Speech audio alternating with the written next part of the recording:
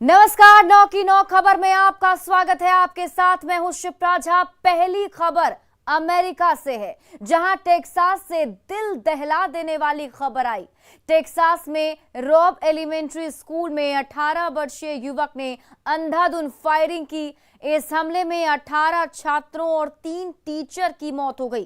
13 बच्चे, स्कूल के staff members और कुछ पुलिस वाले भी फायरिंग में जख्मी हो गए। पुलिस अधिकारियों ने हमलावर को मारने का दावा किया है। अभी उसकी पहचान को लेकर कुछ भी स्थिति साफ नहीं हो पाई है।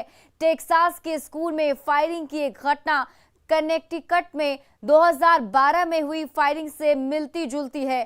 कनेक्टिकट के न्यू टाउन में Sandy Hook elementary high school में 14 दिसंबर 2012 को 20 वर्षीय युवक ने फायरिंग की थी। इस हमले में 26 लोगों की जान गई थी, इनमें 20 बच्चे थे। ये अमेरिका के इतिहास की सबसे भयावह शूटिंग थी।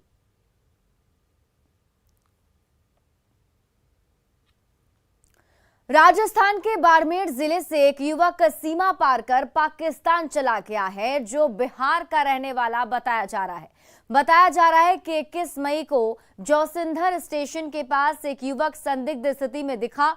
ग्रामीणों ने इसकी खबर सुरक्षा एजेंसियों और पुलिस को दी, लेकिन पुलिस के पहुंचने से पहले ही युवक ग्रामीणों को चकमा देकर फरार हो गया। इसके बाद सर्च ऑपरेशन चलाया गया और बीएसएफ ने पाकिस्तान रेंजर्स के साथ 2 बार फ्लैग मीटिंग भी की, लेकिन पाकिस्तानी एजेंसियों ने युवक के उधर जाने से इनकार किया है। बताया जा रहा है कि युवक मुनावाब चौकी से सीमा पार कर पाकिस्तान गया। इस संदिग्ध युवक के बारे में पुलिस और बीएसएफ पड़ताल कर रही है।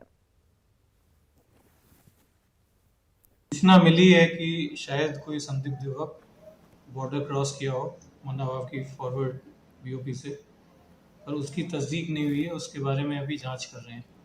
बीएसएफ के अधिकारियों से संपर्क में हैं। बीएसएफ के अधिकारियों ने पाकिस्तानी काउंटर पार्ट के साथ फ्लैग मीटिंग कर भी ली है, पर पाकिस्तान ने इस बात की पुष्टि नहीं करी है कि कोई उनकी सीमा में प्रवेश किया है। और रांची में ईडी ने विशाल चौधरी से करीब 15 घंटे की पूछताछ के बाद रात करीब 10:50 पर उनके आवास पर वापस छोड़ दिया। सुबह करीब 7 बजे से ही उनके अशोक नगर स्थित आवास पर पूछताछ हो रही थी। विशाल ने मीडिया से बातचीत में इस बात का खुलासा किया कि किसी भी तरह का कोई कैश उनके घर से बरामद नहीं हुआ है। कंपनी से जुड़े जो कागजात ईडी ने जब्त किए हैं, अब उसकी जांच पड़ताल होगी। किसी भी आईएएस अधिकारी के साथ संबंध से विशाल ने इनकार किया। वहीं विशाल ने यह भी कहा कि जो आरोप उनके ऊपर लगाए जा रहे हैं वो गलत हैं। ईडी की टीम विशाल चौधरी को उसके घर छोड़कर वापस लौट आई। का कोई कैश रिकवरी नहीं हुआ है। ठीक है, डॉक्यूमेंट्स जो मेरे ऑर्गेनाइजेशन के हैं वो ईडी जांच करेगी और फिर जवाब देगी। बस इतनी सी। कोई तकलीफ आपको सर पूछताछ में? नहीं, कोई तकलीफ नहीं। क्या आपको हिरासत में लिया गया? अभी आप घर जा रहे हैं? मैं घर जा रहा हूँ। अभी आप घर जा रहे हैं? जी, मैं घर जा रहा हूँ। ठीक है। ये थे विशाल चौधरी बोल रहे थे। और कुछ आपको कहना है, क्योंकि आरोप ये लग रहा है कि बहुत सारे आईएएस अधिकारी आपके यहाँ आते थे, लिंक्स बहुत सारे आपके आईएएस अधिकारी हैं और आप सबसे बड़े खिलाड़ी हैं इस खेल में। नहीं, विदेश तक आपकी बहुत पार्टी होती थी, विदेश आपका शौक है। अपनी बात पूरी रख दी सर। आप ऐसा कुछ नहीं है। जो भी आप कह रहे हैं वो आरोप गलत है। मैं उसी आवास के पास हूँ जहाँ से सुबह इस पूरे खबर की शुरुआत हुई थी। आप देख सकते हैं 425B road number 6 Ashok Nagar, ये विशाल चौधरी का आवास है। और इसी आवास के पास आप देख सकते हैं कि यहाँ उनको अंदर घर के पास छोड़ दिया गया है। और यहाँ से वो जब अंदर जा रहे थे तब उन्होंने बताया कि आज रात वो यहीं रुकेंगे। उन्हें घर जाने की अनुमति मिली है, इसलिए वो यहाँ पहुंचे हैं। अंदर से ताला लॉक कर दिया गया है और जो लोग हैं, जो परिवार के लोग हैं, जो इस वक्त विशाल जो चौधरी थे वो अंदर जा चुके हैं। तो अब देखना होगा कि क्या कुछ कागजात मिले हैं, क्या कुछ विशाल चौधरी ने ईडी के सामने अपनी बात रखी है, किस तरह के खुलासे हुए हैं। हाँ, ये बात यहाँ बताना जरूरी है कि जिस तरह से विशाल चौधरी ने कहा कि उनके पास से किसी भी तरह का कोई कैश बरामद नहीं हुआ है, लेकिन जो कागजात बरामद हुए हैं उसके आधार पर ईडी जरूर जांच करेगी। कैमरा पर्सन संत के साथ अविनाश कुमार, न्यूज़ 18 रांची। तो ऐसे में अब न्यूज 18 के कई सारे सवाल हैं जो इस मामले के बाद उठ रहे हैं और हम वो सवाल पूछ रहे हैं कि क्या पिटाई कानून का उल्लंघन नहीं है। ये सबसे बड़ा सवाल कि क्या इस तरीके से पिटाई की जा सकती है, कानून के तहत कार्रवाई हो सकती थी, अगर कोई आपत्ति थी तो इसको कानून के सहारे भी किया जा सकता था, थाने में शिकायत कर सकते थे। जो लोग इस बात से आहत थे वो थाने में जाकर शिकायत कर सकते थे, लेकिन इस तरीके से पिटाई की गई है, क्या ये पिटाई कानून का उल्लंघन नहीं है। बढ़ते आगे, नवादा के आरजेडी से पूर्व विधायक राजबल्लभ यादव एक बार फिर सुर्खियों में हैं और इस बार वो अपने एक गुप्त ठिकाने की वजह से चर्चा में हैं। सुनसान जंगल में स्विमिंग पूल का दावेदार कौन? पानी के लिए खास इंतजाम, बेटा भोग रहा सुख, कब बनाया स्विमिंग पूल? राजबल्लभ का गुप्त ठिकाना।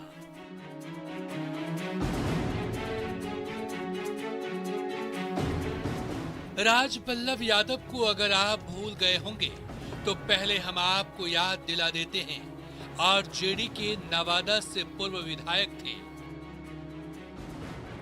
फिलहाल अपने अय्याश कारनामों के चलते सलाखों के पीछे हैं। पूर्व विधायक जेल में हैं, लेकिन उनके राज एक एक कर सामने आ रहे हैं। ऐसे ही एक राज आज हम आपको बता रहे हैं। नालंदा जिले के गरियक प्रखंड के घोड़ा कटोरा गांव सुनसान जंगल में बने इस स्विमिंग पूल को देखिए। इसे राजबल्लभ यादव ने बनाया था। अभी हम पहुंचे नालंदा जिले के गिरियक प्रखंड क्षेत्र के घोड़ा कटोरा में, जहां आप देख सकते हैं यह है घोड़ा कटोरा में जलाशय का निर्माण किया जा रहा है, खास करके यहां पर गंगा जल को संग्रह करने के लिए। इस दौरान एक ऐसे नज़ारा देखने को मिला है जो आप देख के भी हैरान रह जाएंगे, क्योंकि जंगल जो घोड़ा कटोरा जंगल के बीचों बीच सुनसान इलाके में इस तरह का भवन बनाया गया है। और ये भवन बताया जाता है कि 4 सालों पूर्व ये जो बनाया गया है, ये नवादा के विधायक पूर्व विधायक राजबल्लभ यादव के द्वारा बनाया गया है। और यहीं आकर जो है राजबल्लभ यादव बड़ी जो है टाइल्स और मार्बल लगाकर जो है कि ये स्विमिंग पूल बनाया गया है। तो इसमें कौन रहते थे, कौन यहाँ आके स्नान करते थे, ये अपने आप में चर्चा का विषय है। लेकिन जो स्थानीय लोगों का जो कहना है कि यहाँ पर राजबल्लभ यादव आते थे, ठहरते थे, यहीं पर जो है कि स्नान करने काम करते थे। इस इलाके में पूर्व विधायक के नाम से बहुत सारे प्लॉट हैं, उन्हीं में से एक ये स्विमिंग पूल है। और इस एरिया जंगल वाला सुनसान इलाके में स्विमिंग पूल अपने आप को चर्चा का विषय बना हुआ है।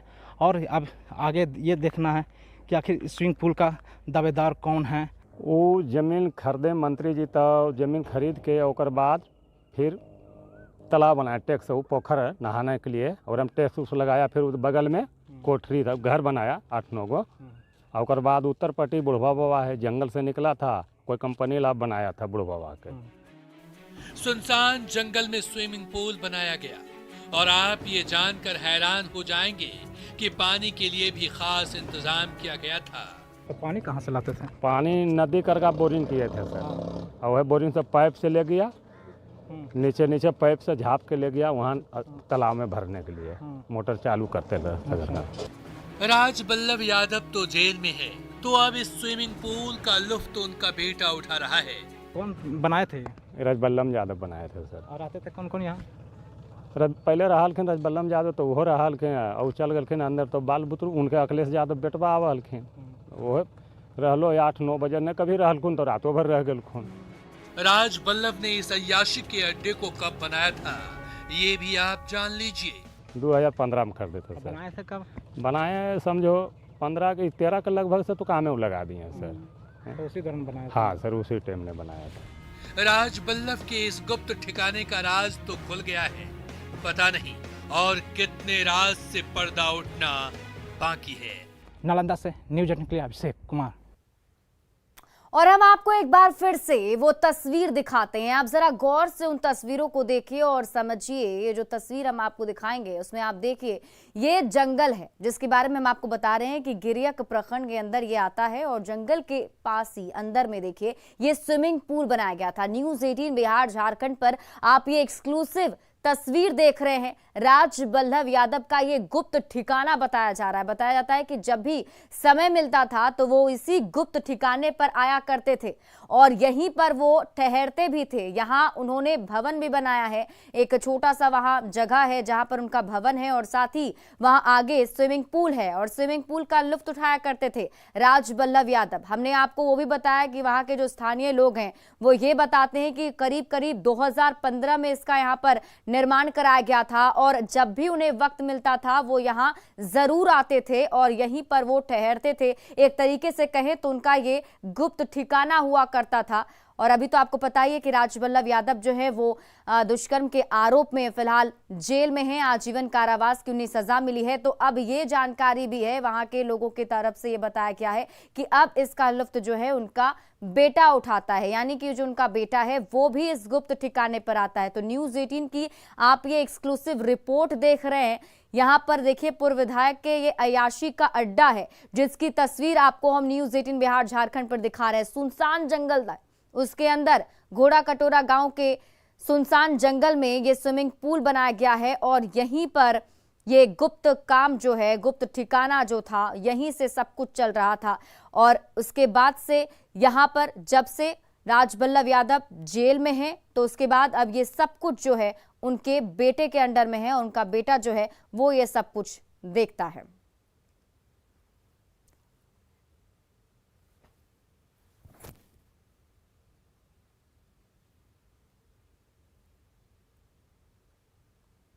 औरंगाबाद में संदिग्ध स्थिति में 5 लोगों की मौत हुई है। परिजनों ने शराब पीने से मौत की बात कही।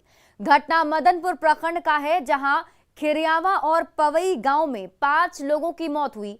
एक मृतक शिव साव के परिजनों ने बताया कि आंखों की रोशनी जाने और सिरदर्द की शिकायत के बाद उन्हें पीएचसी ले जाया गया था, जहां से उन्हें गया रेफर कर दिया गया, लेकिन रास्ते में ही मौत हो गई।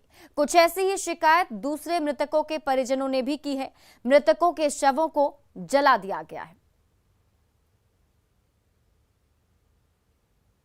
कि नशा में था, हिल डोल रहे थे और पूरा आँख का रोशनी गया था और पूरा बेचैनी टाइप से छा गया। तब कहाँ ले गए? तब गए मदनपुर, तो मदनपुर रिजेक्ट कर दिया। तो उसके बाद गया जा रहे थे, बीच रास्ता में डेट कर गया। उसके बाद आँख से दिक्कत हो रहा था, दिख नहीं रहा था, आँख में दर्द हो रहा था, माथे पे दर्द हो रहा था। उसके बाद डॉक्टर के यहाँ गए, रास्ते में खत्म हो गया। वहीं सूचना के बाद मौके पर पहुंचकर डीएम ने जांच की। डीएम ने शराब से 2 लोगों की मौत की बात की पुष्टि की है। साथ ही शराब माफिया के खिलाफ लगातार छापेमारी जारी है। अब तक 70 लोगों को गिरफ्तार किया जा चुका है। सूचना प्राप्त हुई थी, उस क्रम में अभी तक 70 गिरफ्तारियां हो चुकी है और छापेमारी लगातार चल रही है। 10 टीम काम कर रही है। आमस मदनपुर जो बॉर्डर है उस क्षेत्र के लगभग 20 किलोमीटर का क्षेत्र है, उसमें 10 टीम हमारी है और गया की टीम भी लगी हुई है। चिन्हित कर लिया है लोगों को जहाँ से सप्लाई हुई है। सूचना मिली है झारखंड से कुछ लोग उस प्लेट को लेके आए थे। 2 लोगों का हुआ है, लेकिन जितनी भी डेथ होगी हम तो संदिग्ध ही मानेंगे, जो कि अलग अलग क्षेत्र में हुई है, एक ही जगह पे नहीं है। लेकिन सोर्स सबका निकल के आ रहा है कि एक ही स्प्रिट सब जगह गई। आज सर सूचना मिली है 5 की मौत। नहीं, 5 की नहीं है, वो हमको जो सूचना मिली थी उसको हमने वेरीफाई कराया है। उसमें 2 हार्ट अटैक से डेथ और एक हॉस्पिटल में डेथ हुई है। और इसी बीच इस वक्त की सबसे बड़ी खबर आपको बता दें, लालू प्रसाद यादव आज पटना आएंगे। बड़ी खबर आपको बता रहे हैं, लालू प्रसाद यादव आज पटना आएंगे। शाम 6 बजे पटना पहुंचेंगे लालू प्रसाद यादव। लालू प्रसाद यादव के साथ उनकी बेटी मीसा भारती भी पटना आएंगी। आपको बता दें कि राज्यसभा प्रत्याशी के नाम पर मुहर लगाई जाएगी, क्योंकि यहां पर भी संशय जो है वो बरकरार था कि आखिर राज्यसभा आरजेडी की तरफ से कौन जाएगा, जिसका फैसला लालू प्रसाद यादव को ही लेना है। उसी के तहत लालू प्रसाद यादव आज पटना आएंगे। जानकारी मिल रही है कि मीसा भारती का राज्यसभा जाना तो तय है, लेकिन दूसरा जो नाम है उस पर अभी मुहर लगाना है। तेजस्वी यादव भी लालू प्रसाद यादव के साथ आ सकते हैं।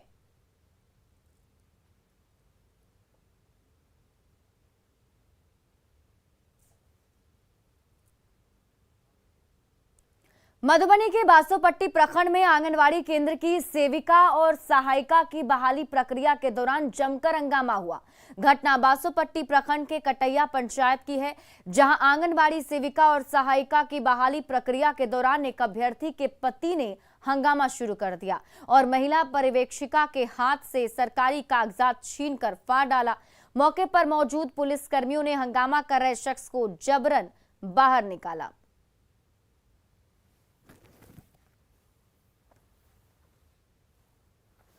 कहा जा रहा है जो आप यहाँ पे चयन नहीं कीजिए, यहाँ पे फिर से वैकेंसी निकालिए, परंतु यहाँ सामान्य वर्ग से यहाँ के वार्ड सदस्य, वार्ड पंच और यहाँ सामान्य वर्ग से नागरिक द्वारा दिया गया लिखित जो यहाँ पे रिक्ति का पुनः प्रकाशन नहीं कर, जितना अप्लाई है उसी में से आप चयन कर दीजिए। बिहार में अब अलग अलग इमरजेंसी सेवाओं के लिए अलग अलग नंबर डायल करने का झंझट खत्म हो जाएगा। सिर्फ एक नंबर 112 पर डायल कीजिए और पुलिस से लेकर एम्बुलेंस और दमकल तक की इमरजेंसी सुविधा लोगों को मिल जाएगी। इमरजेंसी सेवा डायल 112 की शुरुआत हो रही है, जिसका पटना में ट्रायल भी शुरू हो गया है। थाना क्षेत्रों में संवेदनशीलता को देखते हुए हर थाने में 1 से 2 गाड़ियां दी गई हैं, जो कंट्रोल रूम से सूचना मिलते ही सक्रिय हो जाती है। और अधिक जानकारी दे रहे हैं पटना संवाददाता संजय कुमार। आपातकालीन सूचनाओं को लेकर अब डायल 100 का एड्रेस बदल गया है। अब डायल 100 की जगह डायल 112 होगा और बिल्कुल यही गाड़ी है जो राजधानी पटना के सभी थानों को 2-2 की संख्या में दी गई है। और यह क्विक रिस्पांस की टीम राजधानी पटना के जो संवेदनशील स्थान है वहां पर लगाई गई है और हृदय स्थली कहे जाने वाले डाक बंगला चौराहे पर 112 की यह गाड़ी लगाई गई है, जहां पर पुलिसकर्मी अलर्ट मोड में रहते हैं। इसके नीचे एक मैसेज भी है, आपकी सुरक्षा हमारी जिम्मेवारी, यानी 112 जो टीम है उसकी रिस्पॉन्सिबिलिटी है आम लोगों और नागरिकों की सुरक्षा। तो फोन आता है तो कैसे आप लोग रिस्पॉन्स करते हैं? हम लोग सर अभी ट्रायल चल रहा है इसका। अच्छा, ट्रायल चल रहा है, तो क्या कर रहे हैं ट्रायल में आप लोग? ट्रायल में जो है ना, मान ली कि अभी यहाँ आके लगाना है, रहना है और यही सब है सर। और कॉल आएगा तो कॉल रिसीव करके उस जगह पर जाना है। वहाँ स्पॉट पे फिर रस करते हैं आप? स्पॉट पे किस तरीके से आता है, इसमें क्या है सर? जो है इस पर कॉल आएंगे, यहाँ कॉल आएंगे जी। उसके बाद जो है यहाँ अथी जो है ना वादी का जो है अथी आएगा, नाम डिटेल आएगा जी। उसके बाद यहाँ से जो है क्लिक करेंगे और उसका जो है रूट चार्ट है वो बनेगा, वहाँ जाएंगे, मैप आ जाएगा जी, जहाँ जाना डेस्टिनेशन के लिए। हाँ। फिर आप लोग रस करते हैं वहाँ? जी जी जी जी। अच्छा, तो फिर वहाँ पहुँच कर अपना जो है मान ले कि उनका फोटो लेना है, आप फोटो वोटो लेके उसके बाद कुछ मैसेज करके में कंट्रोल को डाल। एक बड़ी पहल, एक अनोखी पहल आम लोगों की सुविधा के लिहाज और देखना होगा। अब सरकार ने तो पहल शुरू कर दी, लेकिन इसकी सफलता, सबसे बड़ी सफलता की जिम्मेवारी इन्हीं पुलिसकर्मियों पर है, जो कहने कि हम अपनी उम्मीदों पर हर वक्त खड़े उतरने की कोशिश करेंगे। देखना होगा आने वाले दिनों में इसका क्या सकारात्मक परिणाम सामने आता है। कैमरा पर्सन अजय दुबे के साथ संजय कुमार, न्यूज़ 18 पटना। और फिलहाल इस बुलेटिन में अभी के लिए बस इतना ही, लेकिन न्यूज़ 18 बिहार झारखंड पर खबरों का सिलसिला लगातार जारी है।